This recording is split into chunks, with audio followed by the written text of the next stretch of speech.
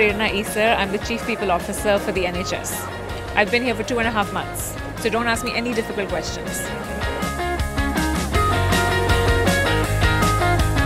Thank you very much for... This is my first Confed, and the way people were asking me if it's my first, it sounded like, is it my first marriage or something?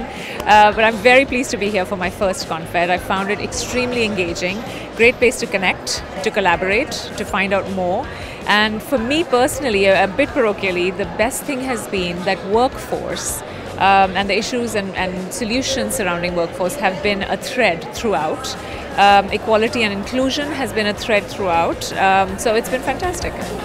Even though there was no negative individual behavior. And that's what we call an example of institutional racism, of institutional... I just came out of the Health Inequalities session with Dido Harding and Professor David Williams from Harvard University. So it was a really good and powerful talk. A lot of statistics were shared about, the inequalities in terms of like access to healthcare based on race and location, where you're living and stuff like that.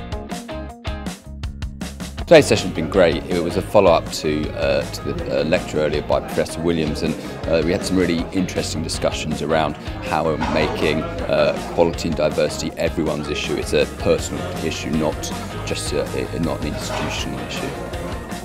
It's felt like a theme has been around inclusion of this conference, but space to reflect, space to think about. So what am I going to change? What am I going to change in my practice tomorrow, and what are we going to do differently as an organisation?